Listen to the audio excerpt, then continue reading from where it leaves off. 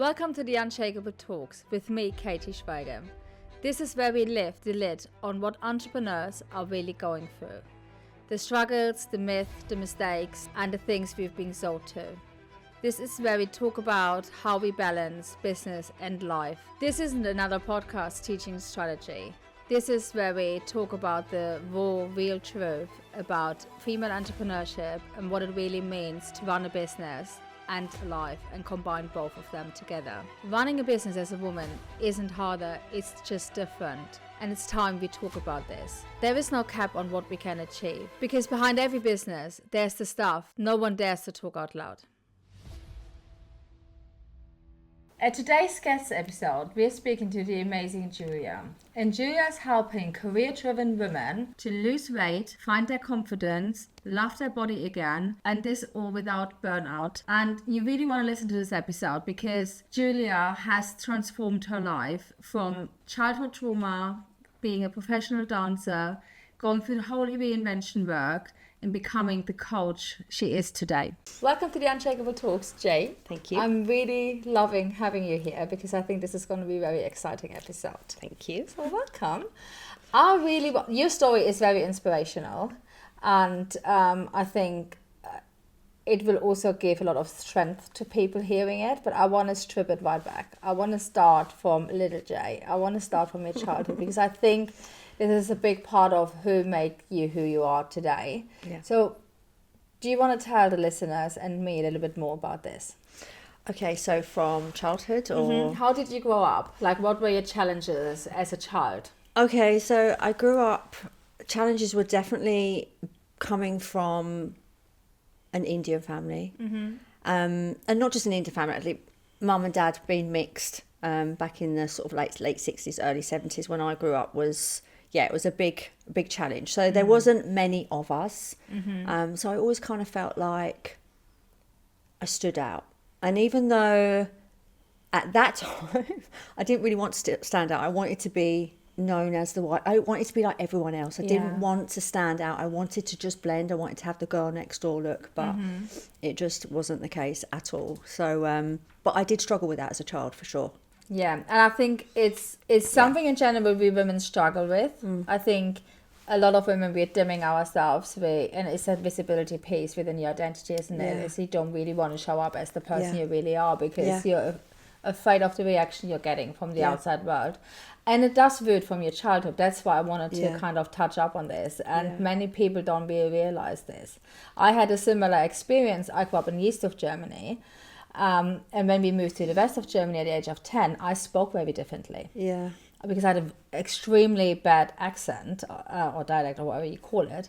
And everyone in school teased me about it. And actually thinking back, I still have an insecurity about how I speak nowadays because English is not my first language. Yeah. So it always takes me back to that 10-year-old self being teased on how she speaks. And I'm immediately really... quick, my mum says it took you 2 weeks to not speak the way we all spoke because you wanted to fit in. Yeah, I can relate to that. It's very strange, isn't it? Yeah. How that shapes us. But fast forward quite a few years, the way your career started, you wouldn't think that this was ever a problem. Visibility was ever a problem for you.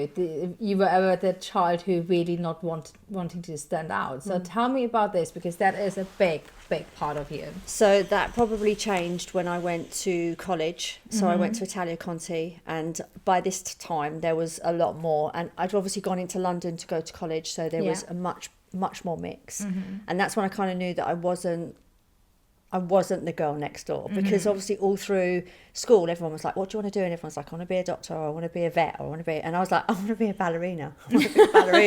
And everyone laughed at me because it was like, you know, the little Indian girl wants to be a ballerina. I was like, that's really not going to happen. Anyway, it did. I went to college and it wasn't until I got to college, even at college, they said to me, they had an agency and I wanted to be on the agency, but even they never ever sent me for jobs. And they always said to me, like, you don't have the girl next door look. You don't have that commercial look. You don't have the girl next door look. And then it was like, you're too short, because I was always small. Dancers needed to be tall. So I did still have a little bit of a complex then also when I went to college, because I was kind of like, okay, well, why am I not But I don't know, I just knew that I was good at my job. I knew that I was good at dancing, and I knew that was going to go for me.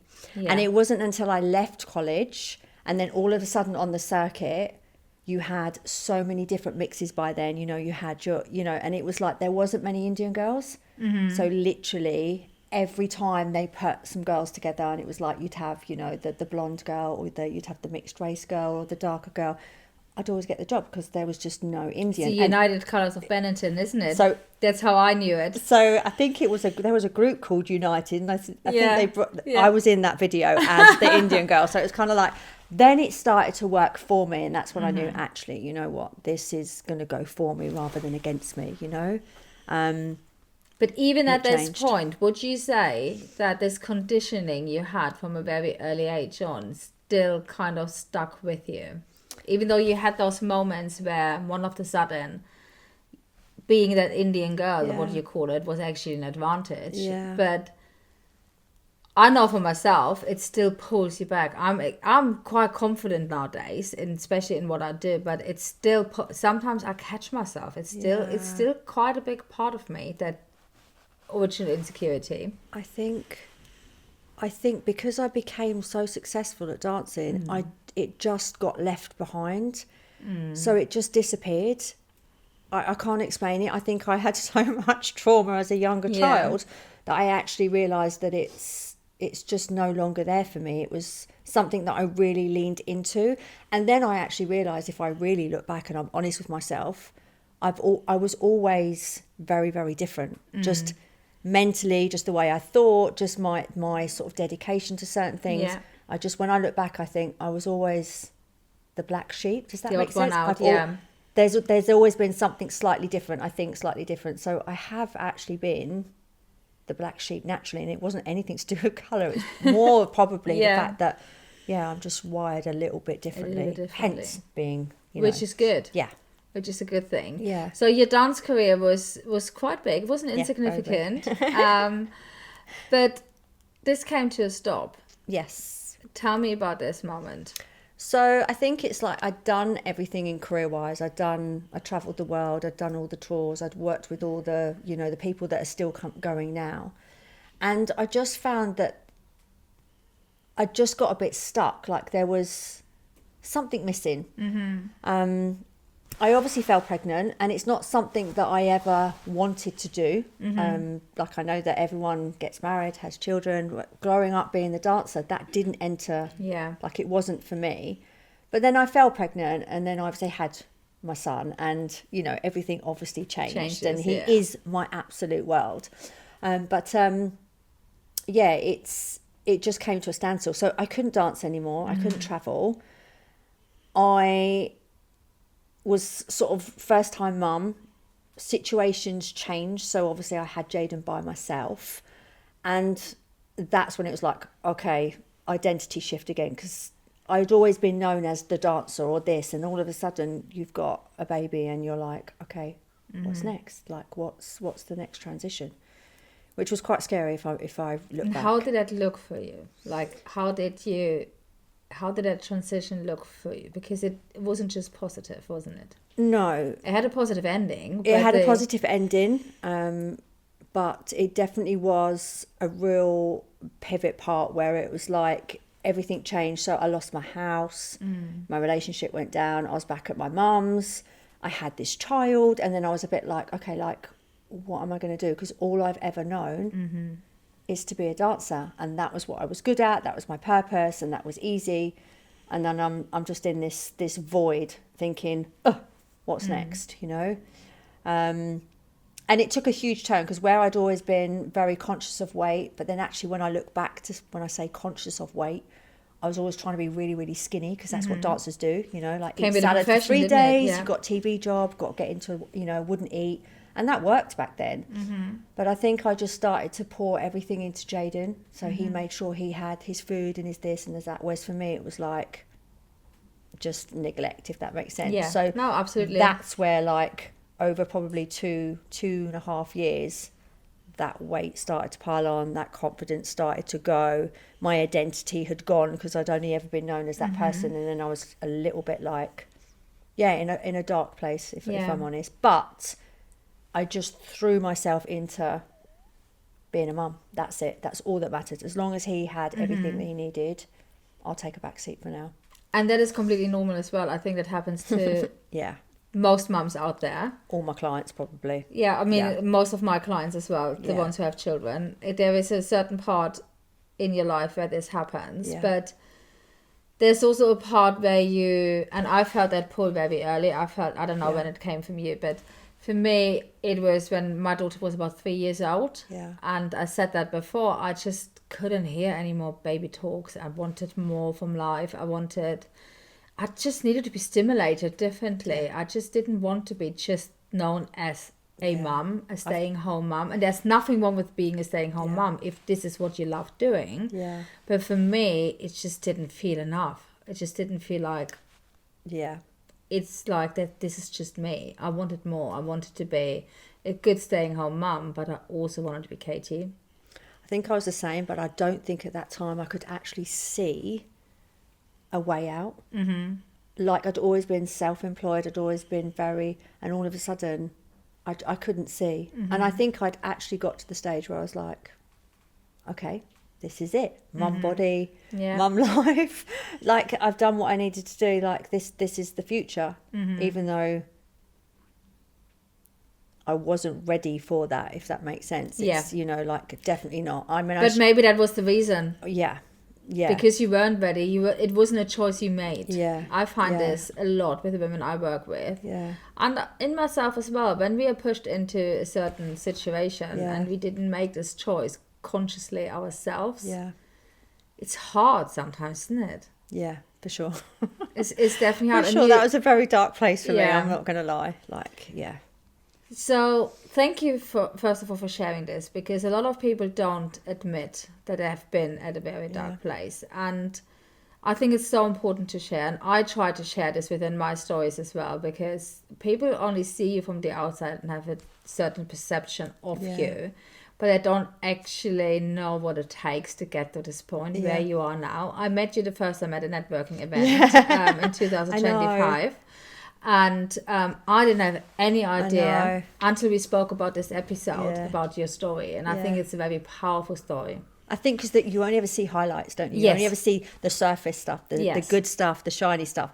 No one ever sees the under stuff. And there's a lot more to my under stuff, obviously. But there's, no one ever sees that. They just see, oh, you're so successful, you're so motivated, you're so this. And it's like, no. I think because it's easy, people don't want to see that, because they don't want to see what it really actually takes. Yeah.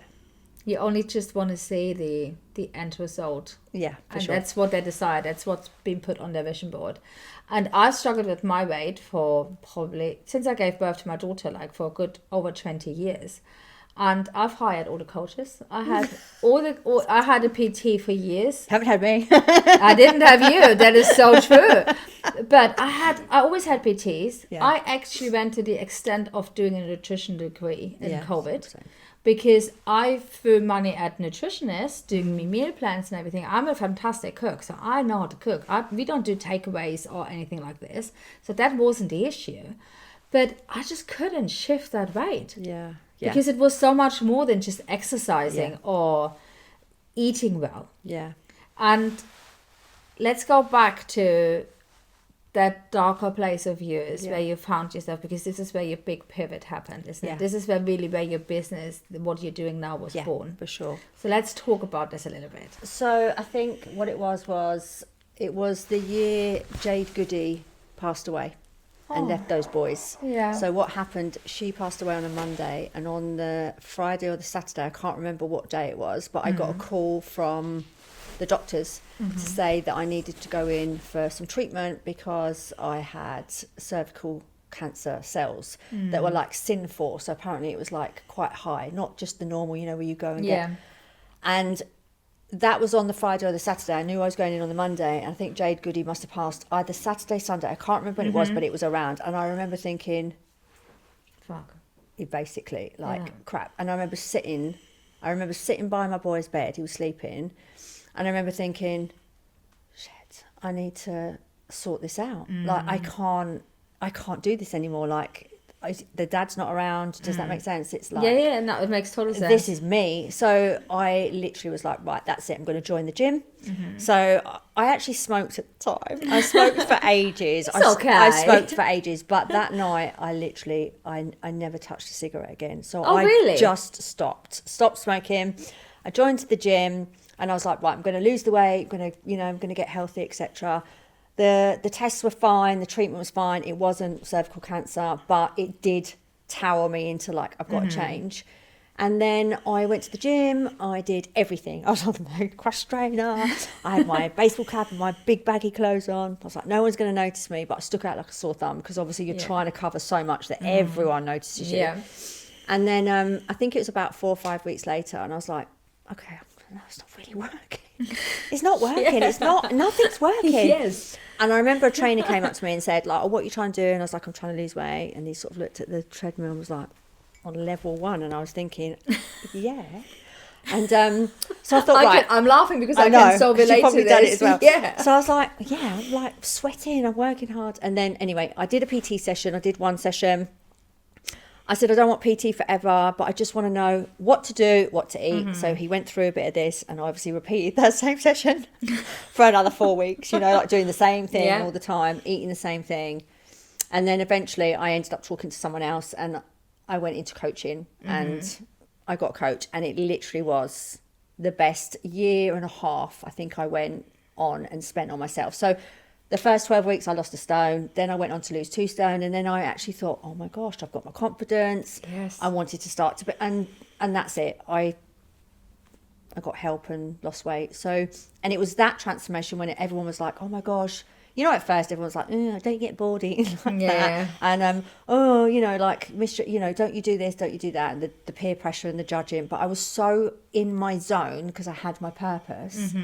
But then eventually everyone was like, oh, so you've lost a lot of weight. Yeah. So, how did you do that? Yeah, and that's when I thought, and I had someone really good around me at the time that was like, right, just jack your job, go and do your PT course, go and do your nutrition. And I did. I literally was like, okay, let's just do this. And that's what transitioned into where I am now. Even though it started off, eat less, move more, that's what we do, right, as PTs. I started to realise that actually that wasn't the transformation. It wasn't just the food or the exercise. It was the mindset. It was the beliefs. It was the confidence along the way, the structure outside of the gym. Does that make sense? And I think that's where I started to evolve a little bit. I think what it does is it gives you the tools and it gives you the emotional capacity to actually think about all of those other things which are important. Because I can really relate to this because I've lost quite a significant amount of weight in 2025, and people keep saying to me, so you need to use those before and after pictures to show people what you really achieved. And I'm really hesitant to do this because I don't want to be seen as losing weight. And I do have one picture on my Instagram, just a headshot. And the amount of people who come into me and saying, oh, how did you lose the weight? But this is not what it's all about. For me, losing weight is a byproduct of everything the identity else that it gives you and the doors it opens, for sure. Yeah, because losing the weight, like you said, the confidence actually allowed me to feel more confident to start showing up for myself and actually putting myself first. So what was, when you said you hired a coach, what was it you worked on with that coach? Was it pure weight loss and food, or were you doing the mindset and identity work with that coach as well? I think it was having someone that believed in you more than you do yourself, and someone that like holds you accountable, and someone that you want to do well for because you know they've invested in you. Because when I actually look, I never tracked calories, I never tracked my food. I just had a much better structure, and I just enjoyed it. So I think it was just having someone go, you can do this. And then I started to realise, hang on a second, the Jay that I'd had been for the last sort of like 3, it wasn't that Jay. I started to go back to the Jay before, when I was dancing, when the one that had the drive and the motivation and the discipline. I think I just got stuck in that little bit of mum life. Yeah, you had to almost go back to the time in your life where you felt happy, where you felt the most confident. Yeah. And really remind yourself of who you were back then, rather than what life kind of made you to be. Yeah, and then I was like, I'm not ready to settle. This is not it for me. No, I want more. And I think that opened doors for me. So I just wanted to lose a stone and keep it off for more than 6 months, if I'm really honest. That would have been great at the time. But then I think for me, it kind of like opened doors again. And I went back to being self-employed and doing my own thing. And, you know, because it's seen as, a lot of people around me were like, you know, get a job, do normal stuff. But it just never aligned with me. I always wanted more. I think it's just the conditioning a lot of people have. It's like, obviously getting a job comes with a lot of security, doesn't it? Yeah. And I always say there's a reason why we speak about the 1%. Yeah. Not everyone is made out to be self-employed and be an entrepreneur. Because it's actually so much harder than just doing a 9 to 5. Sometimes. It's so hard. It is beautiful, and you have perks, and you can create this time freedom and what everyone is talking about. Yeah. But that comes as a cost. If you see me in the spa during the day, you do not see the nighttime working in order to free up time to do that, because work still stops. If you work in a 9 to 5, you take a day off. Yeah, and I think they forget what you do as well behind the scenes, like the editing, the this, the that, and you know, like it's a lot. So tell me more about like Jade the coach and your transition. I understand, and the listener understand now what motivated you to go there. And I really strongly feel about like the best music we're listening to originates from a point of pain. The best coaches, for sure. I've known and I've worked with it, or everything originates a lot from struggle, pain, discomfort at some point within our lives. And it's certainly for me. I didn't just wake up one day and say, I'm going to be a coach today. That's going to be fun. No. It definitely originated from quite a dark place, which no one saw. Yeah. But I think this makes it also special because it also makes it relatable. Yeah, for sure. So let's talk about this a bit more. Yeah. What bits? Everything. Bits? I want to know, like, the whole point. Obviously, you did the coaching. Certification. You did your nutrition certification. I did that as well. People keep saying, why don't you work as a nutritionist? That's not my passion. I love food. I cook you a banging dinner, but I do not want to teach you what you should be eating. That's not where my passion is. But how did that translate to you in creating a program and creating like a community of clients you're working with? Because you're working with quite a few women, as I understand. Yeah. And you're also working with women in a certain age bracket. Yeah. Which is very interesting to me, because I'm definitely a woman in that age bracket. And I think I probably should go up a bit more, but anyway, I'm still clinging on to the 30s. But, well, I'm older than 30s, but I think there is a lot of value, and why do you think people at that age bracket actually start finally looking after themselves? So I want to talk about all of this and the beyond. Yeah, I think for me, I picked the age bracket. So the age bracket is, I mean, I have clients early 30s, but 35, 38 above. Does that make sense? Yeah. And I think because I was 38, 39 and above so I think of the excuses I had. So I started to say, it's because I was busy, it's because I was a mum, it's because of hormones. We knew that perimenopause was coming, even though lots are in denial of that. They don't think that's going to happen until. And I think for me, I've chosen that because I would like to stop them from doing what I did for so long, so that they can actually go into their 40s in a good place. Yeah. Does that make sense? That makes total sense. You know, like not just the weight. I'm talking about like making sure they are doing it the right way and they're holding on to muscle so that metabolically they're in a good place and all of these different things. And not settling, because I think there's a massive stigma to 40. You know, when you hit 40, life's over. 45 and 50, it slides down. My life started when I hit 40. Well, I'm 50 and I feel if I knew what I knew now back then, I would have had such a different experience. But this is what makes us good coaches, I think. Yeah. I think because, and I'm not diminishing the 20+ year old who are in the coaching industry at all, but it is very, very, very different. Yeah. Yeah, I think that's actually what is one part what makes us good at what we're doing, because we've been there, we've done it, we want to teach it, we know exactly what we're talking about. And we have this passion, and I have this passion. I don't want any woman to go through the same process that I went to become the person I am today, because it can be a very dark and sad place, can it? Yeah, no, for sure. And I think sometimes I have had not battles, but I have had moments where I'm like, oh, maybe I should be going slightly above now, you know, like, because I can resonate a lot more. But I think just where I will try and share a lot from me and my past to why I ended up there, what I did wrong, so the mistakes I did. But I think also I just naturally attract slightly older anyway, because when someone says to me, oh, you know, it's age, or it's this, or it's that, or it's perimenopause or menopause, and don't get me wrong, I do believe there are symptoms and everything, but I've always been that person that you can make just things say it how it is. I know. Just say it how it is. You know, like it's another excuse, it's another layer, it's hormones, it's this, it's that. And I'm always very much like, well, yes, that it is, but also your nutrition and your stress management and your lifestyle and everything else is going to make or break that situation.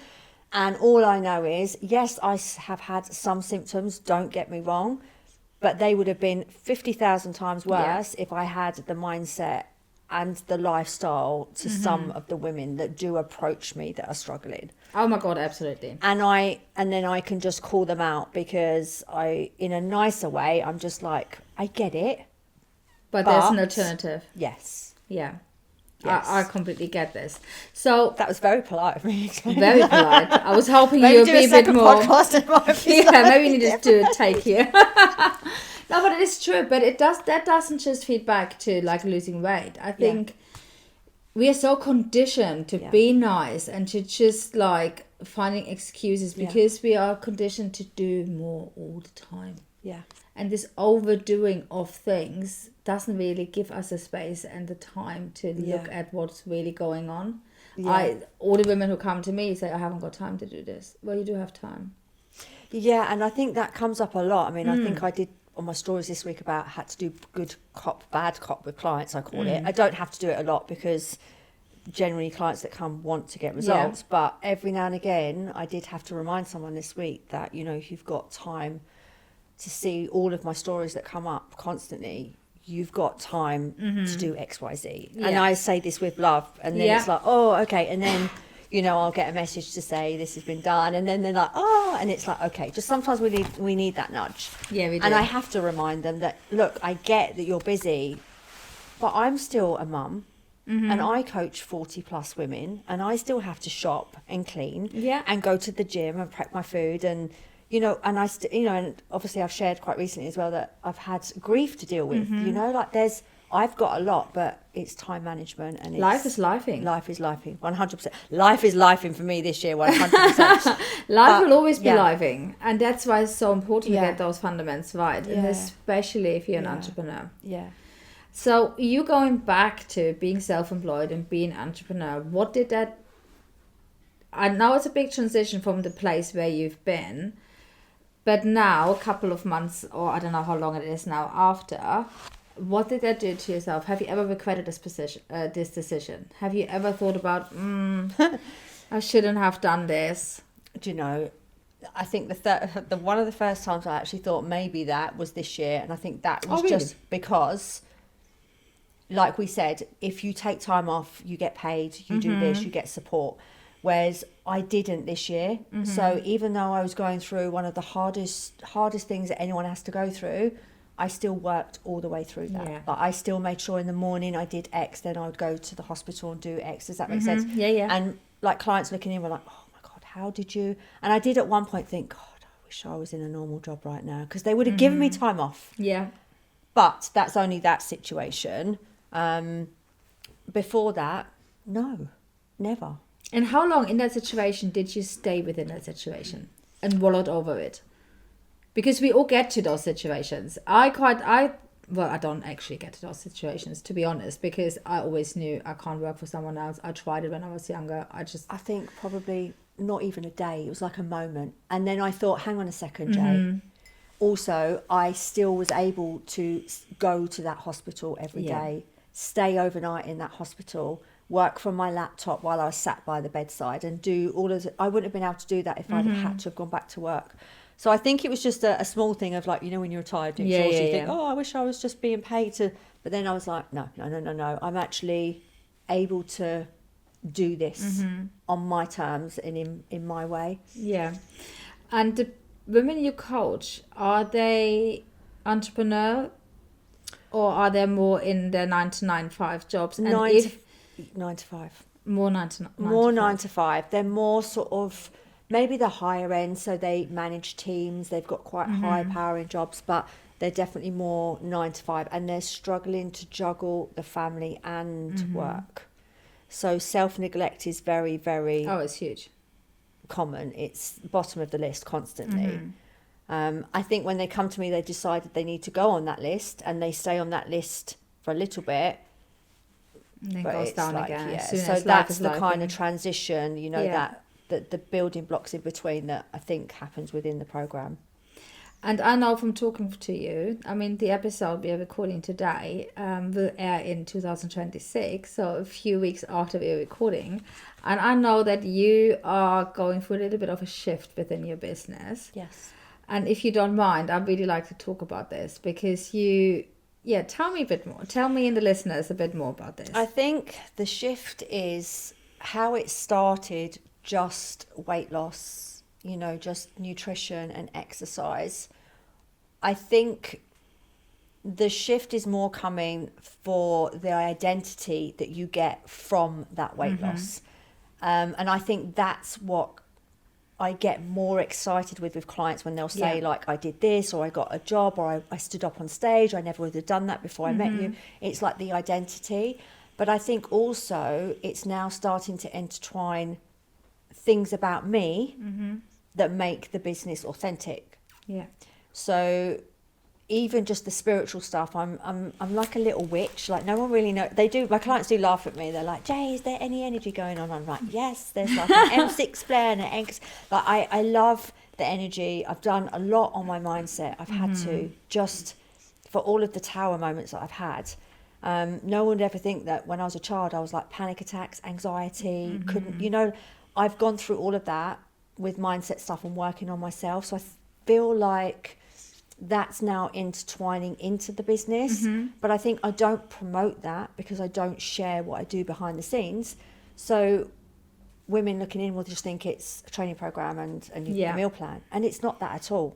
It's everything but that allows you to align with that woman that you want to be. Do you think you're not sharing this because what you share actually, the weight loss and the food and everything else, is extremely tangible. Yeah. People understand. Yeah. They get it. It's easy. And actually your spiritual side, which is a big side of you said to me it's huge. Yeah. And I could, when I listened to that voice note you sent me, I could hear the excitement in your voice. I myself, I'm very interested in this. I don't know much about it. I do go to a psychic, so I'm not opposed to it at all.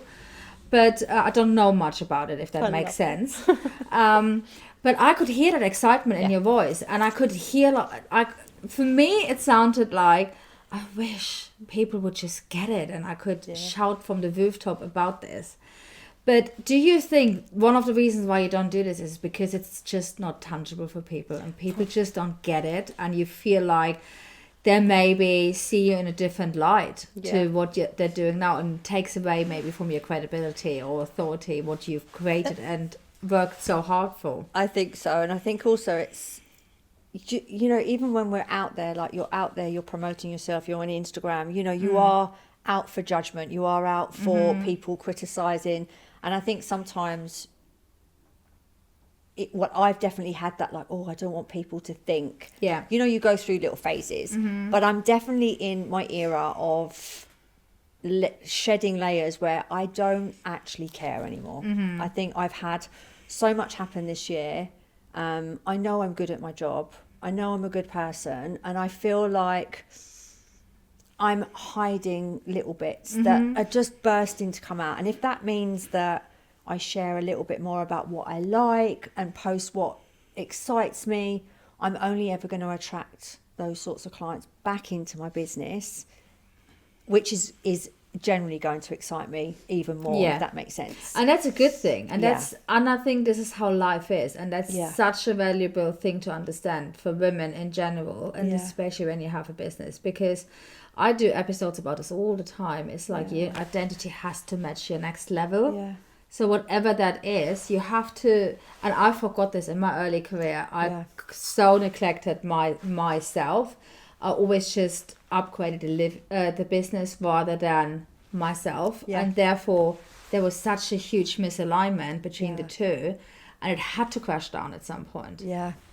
And it's so, so important. So we start our business from a passion and a vision we had, but the more the business grows and the more we grow personally, this changes, and actually realizing this is super, super important. And I think I also look around and I see, like, because obviously I don't follow a lot of coaches either. I don't follow anyone. I remember you said that to me. You said that to me when I first met you. Yeah. And I'm happy to admit this. Yeah. I thought, how does she think she is? Yeah. I never met her. And she said to me, I don't follow any coaches, but I follow you. And I'm like, okay. I think, I remember this to the day. And I think it's because I don't want to get sidetracked. Yeah. As in comparing myself to others or thinking, I need to do more of that. Or I don't need to do more of that. Does that... It was a really smart move. And if I'm being really honest with you, because I don't come from an online space, I did... Everything I did always offline. So when we met, I was very new to the online space. I've always been extremely confident within my work on a one-to-one basis, but actually speaking to a wider audience or to like a cold audience, people who don't know me, that wasn't my jam. That made me feel really uncomfortable. So entering the online space, I got swept up. Of course, I followed the coaches, and I did think I had to follow a certain blueprint because, she's really successful. She's doing X, Y, Z. So I must be doing this to succeed in this space, because I didn't feel my 20 plus years of business experience in running a 6-figure business and managing people and helping women and all of this has credibility in this space. I have to say, I think that's changed for me. So maybe when I actually look back, maybe I was struggling with a little bit of my identity, and I didn't want to compare to others to then morph a little bit. Whereas now I kind of know I do follow quite a few, but only very specific. So there's like I've got Remy, I've got very specific people that I inspire by, and I want to have their energy around me. Does that make sense? I unfollowed lots of people. I only follow the people where I can actually get value from. Or people I want to connect with as well. And everyone else I'm unfollowing. And I'm actually still going through that process. But you've been taught like you have to follow back to get engagement and all of this. And actually what you did though, if I really think about it, you did what I teach all my clients. You did the one piece I start every single client of. You entered the silent era. You shut out the outside noise because you had a vision for your business and what you wanted to get done, and you knew that this will probably subconsciously influence you. So maybe. Good on you. I never thought about it like that. That was a smart choice. But this is what I say to everyone I work with. You have to enter your silent era, because outside noise, even if it's meant in a nice way, it will dilute your vision. And it will make you act and do things differently, because we all suffer from self-doubt. No one is immune from this. And I think there's, like you see posts, don't you, as well, where the market's saturated. There's, I'm not another coach. And I think that also might have been in the back of my head a little bit. But now I'm at that level where it's like, okay, I know me a little bit more, and I know the business, and there's definitely more. So So describe to me your dream client. My dream client. So I'm going to think of one that I've got, because I have got some really good ones. It's definitely the woman that comes in and just trusts you. like doesn't just trust you, just does what they need to do, just trust you. Yeah, I've got a few like that, and then they get results, but it's not just the weight loss results, it's all of the other stuff around it. Yeah, because the weight loss is just a byproduct of everything else. Not the ones that I need to baby, but I am very specific with marketing. Sometimes I will say this is not for someone who needs to be babied along the way. Like, that's not going to work. So yeah, it's definitely just someone that just comes in and trusts me. Yeah. And just lets me do what I need to do, and they do it, and it's good. So 2026, what does have 2026 like in the back pocket for Jane? Do you know, if there's a vision, I definitely want to do, I want to write a book. There's so many things I want to do. I want to write a book. I definitely want to go into more speaking events. I feel like, not just for weight loss, I feel like there's more to the story that I would like to share with others. So I am going to approach some different places, women's refuges and things like that. There's so much more to my story that I feel like I need to use it. I need to stop burying it behind. I need to use it. And I think it's more just staying with the business, but having it even more aligned. Does that make sense? Yes, like, as totally. in, not all, like every person that comes through my doors has been 100% pre-qualified. You know that client. You know when you take someone on and you're not sure and you do it because you want to help. But I think I want to get to a stage where it's where you can say no to people like this. Because in a nice way. Yeah. But I don't think this is going to work. And just because I want a bit more, not financial freedom, but like downtime. I am a workaholic. I work all the time. I'm a nightmare. But I think I just want to be able to find that balance. You need to find that way, because otherwise you're going to burn out at some point. Yeah. And then it dilutes completely what you're good at. So I think it's just a bigger vision, but just having a bit more of the right people around me, maybe, as well. It's a big 2026, one. It's a big one. Yeah.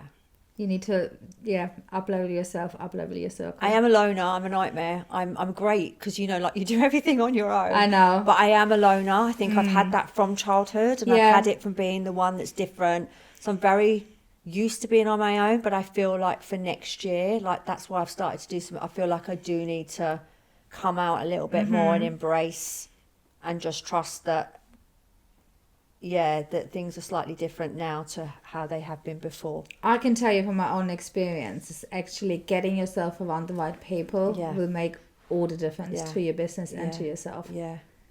It's like the way once you start seeing how people actually see you, we can never see ourselves to the same extent. We can be as confident as we want. It just doesn't happen. Yeah. But it just is that sometimes that one little comment someone says to you, which makes you think like, maybe I can, reach that.